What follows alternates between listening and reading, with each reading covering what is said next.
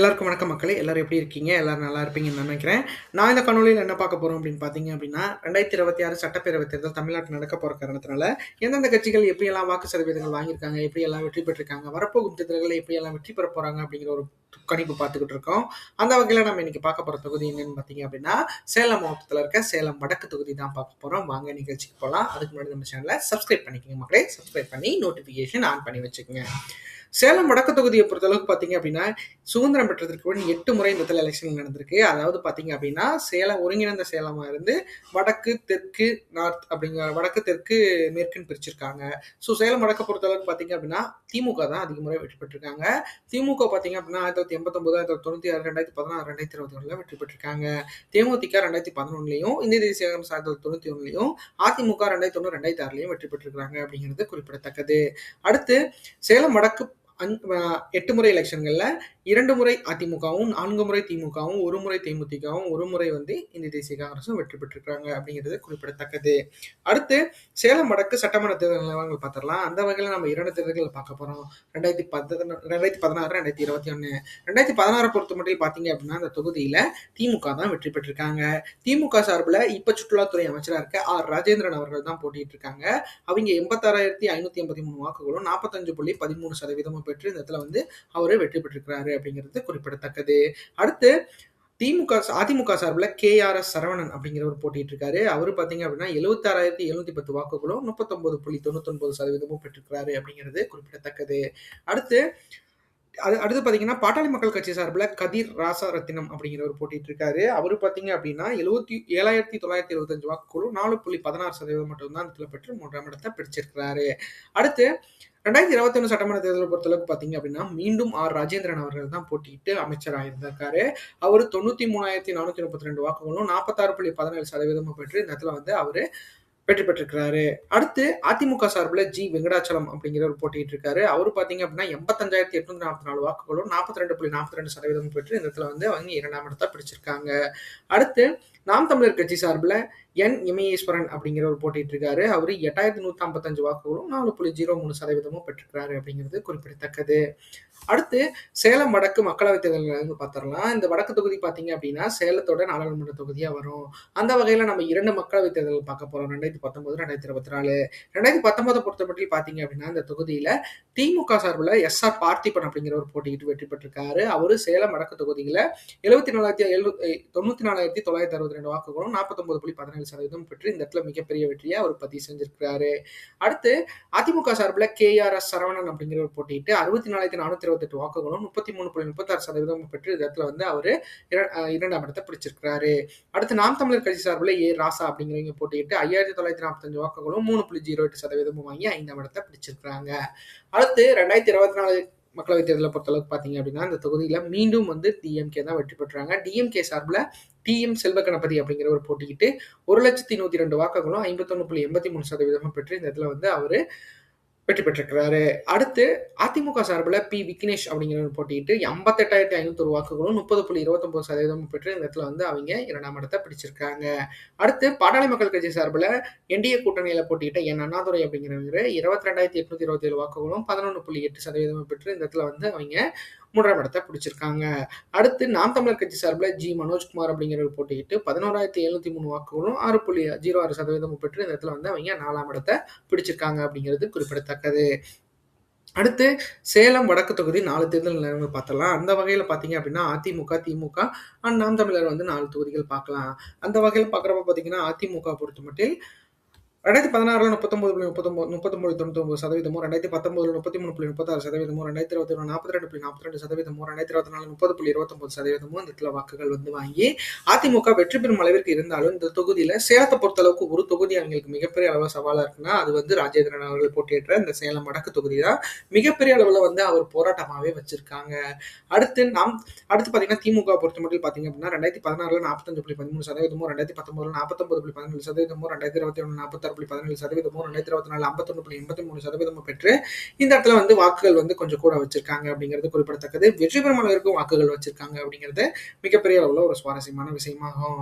அடுத்து பார்த்தீங்க அப்படின்னா நாம் தமிழரை பொறுத்தமட்டில் பார்த்தீங்க அப்படின்னா 2016ல 1.02%, 2019ல 3.08%, 2021 4.03%, 2024ல 6.06% பெற்று இந்த இடத்துல வந்து வாக்குகள் வந்து ஒரு குறிப்பிட்ட அளவு வாக்குகள் வச்சிருக்காங்க. ஆனால் அது வெற்றி பெறும் அளவுக்கு இருக்கா அப்படிங்கிறது மிகப்பெரிய அளவில் கேள்விக்குறியா இருக்கு. அடுத்து சேலம் வடக்கு தொகுதி வாக்காளர்கள் நிலவரத்தை பத்தி பார்த்துடலாம். அந்த வகையில பாத்தீங்க அப்படின்னா மொத்த வாக்காளர்களா 2,24,423 பேர் இந்த இடத்துல வாக்காளர்களா பதிவு செய்யப்பட்டிருக்காங்க. அதுல 1,09,441 ஆண்களும் 1,14,936 பெண்களும் இந்த இடத்துல வாக்காளர்களா பதிவு செய்யப்பட்டிருக்காங்க. அதாவது ஆண்கள் இந்த இடத்துல வந்து மிகப்பெரிய அளவுல குறைவா இருக்காங்க. பெண்கள் வந்து இந்த இடத்துல வந்து முந்தி இருக்காங்க. சேலத்தை பொறுத்தளவுக்கு நம்ம வந்து எல்லாமே அதிகமா இருக்காங்கன்னு தான் சொன்னோம். பட் ஆனா இது வந்து கொஞ்சம் மாற்றம் ஏற்பட்டிருக்கு. அடுத்து பாத்தீங்க அப்படின்னா மூன்றாம் பள்ளித்தவர் 46 பேர் இந்த இடத்துல வாக்காளர்களா பதிவு செய்யப்பட்டிருக்காங்க. அடுத்து வாக்காளர்கள்லயும் ஏஜ் வைஸ் கேட்டகரின்னு பார்க்குறப்ப பார்த்தீங்க அப்படின்னா 18 வயசுலேருந்து 34 வயசு வரைக்கும் இருக்கீங்க பார்த்தீங்க அப்படின்னா 36,991 ஆண்களும் 38,848 பெண்களும் இந்த இதில் வாக்காளர்களாக பதிவு செய்யப்பட்டிருக்காங்க. அடுத்து 35 வயசுலேருந்து 54 வயசு வரைக்கும் இருக்கீங்க பார்த்தீங்க அப்படின்னா 46,841 ஆண்களும் 49,193 பெண்களும் இந்த இதில் வாக்காளர்களாக பதிவு செய்யப்பட்டிருக்காங்க அப்படிங்கிறது குறிப்பிடத்தக்கது. அடுத்து 54 வயசுலேருந்து 65 வயசுக்கு மேலே இருக்கீங்க பார்த்தீங்க அப்படின்னா 25,609 ஆண்களும் 26,895 பெண்களும் இந்த இடத்துல வாக்காளர்களாக பதிவு செய்யப்பட்டிருக்காங்க அப்படிங்கிறது குறிப்பிடத்தக்கது. ஆக மொத்தத்தில் பார்த்தீங்க அப்படின்னா இங்கே யங்ஸ்டர்ஸோட வளர்ச்சி விகிதங்கள் அதிகமாகவே இருக்கு. ஸோ அது வந்து மிகப்பெரிய அளவில் வந்து ஒரு நாம் தமிழருக்கு அதாவது தமிழக வெற்றி கழகத்துக்கு மிகப்பெரிய அளவில் ஒரு வெற்றி வித்தியாசங்கள் அதிகப்படுத்த வாய்ப்புகள் அதிகமாக இருக்கு. அடுத்து சேலம் வடக்கு தொகுதி வாக்குப்பதிவு சதவீதங்கள் கடந்த 3 தேர்தல்கள் எப்படியெல்லாம் பதிவாயிருக்கு அப்படிங்கிறத பார்க்கலாம். அந்த வகையில் பார்த்தீங்க அப்படின்னா இந்த தொகுதியில் 3 தேர்தல்களை 2011 75.80%, 2016 70.20%,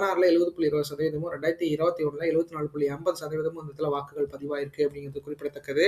ஆக மொத்தத்தில் பார்த்தீங்க அப்படின்னா 2026 தேர்தல் வாக்குப்பதிவு எதிர்பார்ப்பு சதவீதத்தை பொறுத்தளவுக்கு 73.40% இந்த இடத்துல வாக்குகள் பதிவாகிறதுக்கு வாய்ப்புகள் இருக்கு. இதை கண்டிப்பா இந்த மக்கள் 100 பண்ணி கொடுப்பாங்க அப்படிங்கிறதுல எந்த ஒரு ஐயமும் இல்லை. ஏன்னா இந்த சேலம் வடக்கு தொகுதியை பொறுத்தளவுக்கு பார்த்தீங்க அப்படின்னா மிகப்பெரிய எதிர்பார்ப்புல இருக்கிற தொகுதி. ஸோ அதிமுகவோட கைகளுக்கு மாறுதா இல்லையா அப்படிங்கிறதே மிகப்பெரிய அளவில் சுவாரஸ்யமா இருக்கு. பார்க்கலாம் அது என்ன எப்படி நடக்க போகுது, என்ன பண்ண போறாங்க அப்படின்ட்டு. அடுத்து சேலம் வடக்கு தொகுதி வாக்கு எதிர்பார்ப்பு 2026 பொறுத்தமட்டில் எப்படி இருக்கும் அப்படின்னு பார்த்தீங்க அப்படின்னா இந்த தொகுதியில ஏசுஷில் வந்து திமுக வெற்றி பெறுவதற்கான சாத்தியக்கூறுகள் அதிகமா இருக்கு. ஏன்னா திமுக பொறுத்தமட்டில் பார்த்தீங்க அப்படின்னா இந்த தொகுதியில அமைச்சர் வர சுற்றுலாத்துறை அமைச்சராக ராஜேந்திரன் அவர்கள் இருக்கிறாங்க. ஸோ ராஜேந்திரன் அவர்கள் தான் மறுபடியும் போட்டிடுவாங்க அப்படிங்கிறதுல எந்த ஒரு ஐயமும் இல்லை. அப்படி அவர் போட்டிட்டாரு அப்படின்னா 40.34% 66,451 வாக்குகளும் பெறுவதற்கு வாய்ப்புகள் இருக்கு. அதாவது சுற்றி 1000 எதிரிகள் இருந்தாலும் ஒரு இடத்துல வந்து நாம இருக்கிற மாதிரி ராஜேந்திரன் அவர்கள் மிகப்பெரிய அளவில் வந்து இந்த இடத்துல வெற்றி ஏன்னா சேலம் வந்து என்னோட கோட்டை அப்படின்னு இபிஎஸ் அவர்கள் மிகப்பெரிய அளவில் சுவாரஸ்யமா சொல்ல முடியாததுக்கு இந்த ஒரு தொகுதி மிகப்பெரிய அளவில் ஒரு இடைஞ்சலா இருக்கு. ஏன்னா சேலத்தை பொறுத்தளவுக்கு நான் வந்து வாஷ் அவுட் பண்ணிட்டேன் அப்படிங்கிறத தங்கமணி அவர்கள் மிகப்பெரிய அளவில் தெரிவிக்கலாம். பட் ஆனால் எடப்பாடி அவர்களால் தெரிவிக்க முடியாத ஒரே காரணத்தினால ராஜேந்திரன் அவர்கள் மிகப்பெரிய அளவில் சேலம் வடக்கு தொகுதியை மிகப்பெரிய அளவில் கைப்பற்றி வச்சிருக்காரு. ஏன்னா வாஷ் அவுட்னு அந்த ஒரு வார்த்தையை வந்து கண்டிப்பா வந்து சேலத்துல அதிமுக சொல்ல முடியாத அளவுக்கு வந்து ராஜேந்திரன் அவர்கள் ஹோல்ட் பண்ணி வச்சிருக்காரு அப்படிங்கிறது நம்மளுக்கு குறிப்பிடத்தக்கது. ஏன்னா அதிமுகவை பொறுத்த மட்டும் பார்த்தீங்க அப்படின்னா இந்த தொகுதி மட்டும் அவங்களுக்கு கிடைச்சிருந்துச்சு அப்படின்னா இடர்பாடான சூழ்நிலையில கூட சேலம் கோயம்புத்தூர் என்னோட கையில இருந்துச்சு அப்படிங்கிறத இபிஎஸ் அவர்கள் மிகப்பெரிய அளவில் தைரியமா சொல்லியிருப்பாரு. பட் ஆனால் அந்த ஒரு தொகுதி தவிர மற்ற தொகுதிகள் எல்லாம் கிடைச்சாலும் இந்த ஒரு தொகுதி கிடைக்காத மிகப்பெரிய அளவில் அவருக்கு வந்து ஒரு மனக்குமுறல இருக்கிறதுக்கு வாய்ப்புகள் இருக்கு. கண்டிப்பா அது வந்து ஏன்னா இந்த தொகுதியை பொறுத்தளவுக்கு ராஜேந்திரன் அவர்கள் மிகப்பெரிய அளவில் ஸ்ட்ராங்கா இருக்காங்க. ஏன்னா 2016 தேர்தலில் எடுத்துட்டா பார்த்தீங்க அப்படின்னா செல்வி ஜெயலலிதா அவர்கள் இருந்த காலகட்டத்தில் கூட அதிமுகவால் இந்த இடத்துல வந்து நிலைநாட்ட முடியல. பட் ஆனால் வந்து இந்த தடவை எப்படி ஏன்னா ராஜேந்திரன் ஏன்னா ஒவ்வொரு தொகுதிக்கும் ஒவ்வொரு நல்ல ஒரு ஆளுமை இருக்காங்க. ஸோ அந்த வகையில் பார்க்குறப்ப பார்த்தீங்க அப்படின்னா அந்த தொகுதி மிகப்பெரிய அளவில் திமுகவோட கோட்டையா இருக்கிறது அப்படிங்கிறது நம்மளுக்கு உறுதியாக தெரியுது.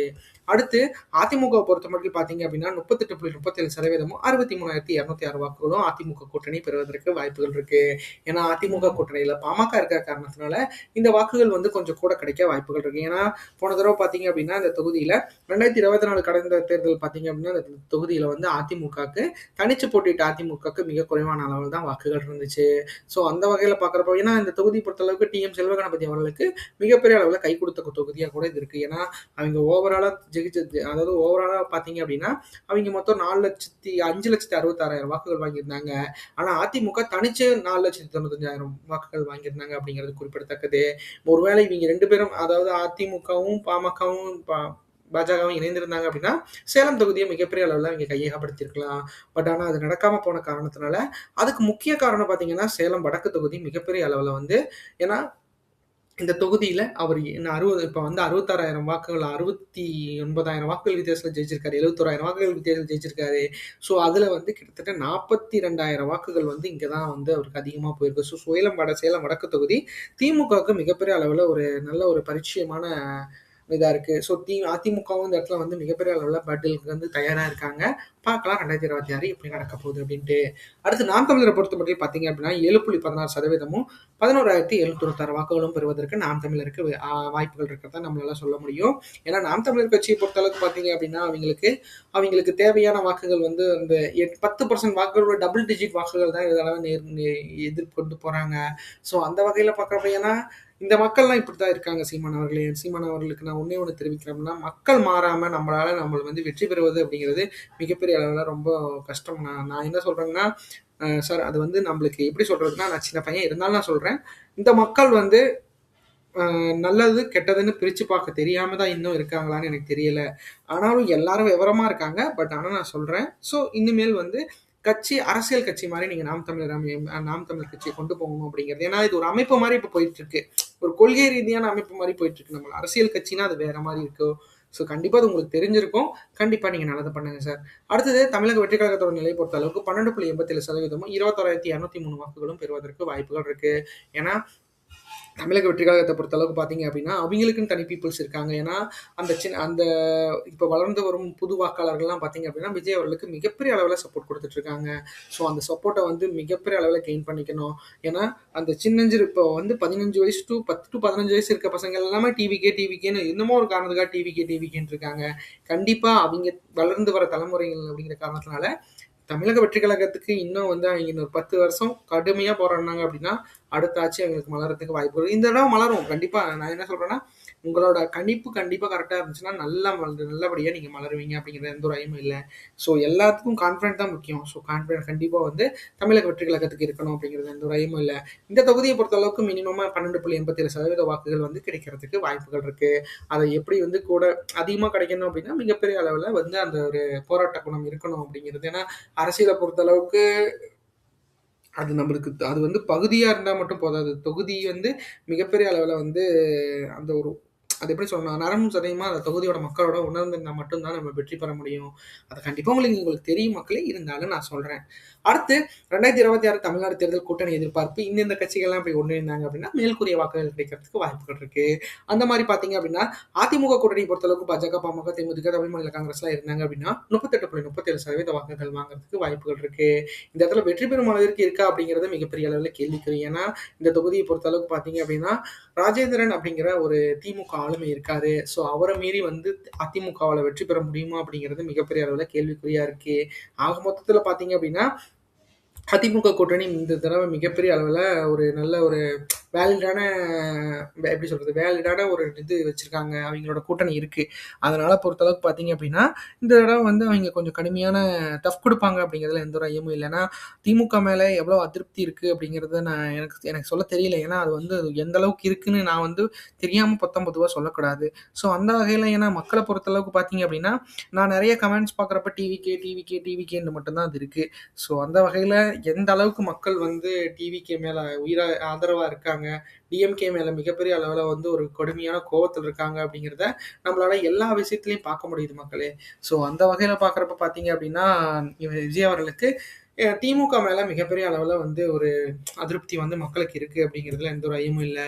ஸோ அதிமுக அதை சாதகமா பயன்படுத்தி இந்த இடத்துல வெற்றி பெறுவதற்கான அனைத்து வேலைகளையும் பண்ணிட்டு இருக்காரு இபிஎஸ் அவர்கள். கண்டிப்பா அது அவரோட எண்ணம் போல் நல்லா நடக்கும் அப்படிங்கிறதுல எந்த ஒரு ஐயமும் இல்லை. அடுத்து திமுக கூட்டணியை பொறுத்தளவுக்கு பார்த்தீங்க அப்படின்னா திமுக கூட்டணியில இந்த தேசிய காங்கிரஸ், சிபிஐ, சிபிஎம், விடுதலை சிறுத்தைகள் கட்சி, மக்கள் நீதி மய்யம், அதிமுக போன்ற கட்சிகள்லாம் அவங்களோட கூட இருக்க காரணத்தினால கண்டிப்பா இவங்களால 40.34% அப்படிங்கிறத விட ராஜேந்திரன் அப்படிங்கிற ஒரு ஆளுமை வந்து திமுகவில் இருக்காரு.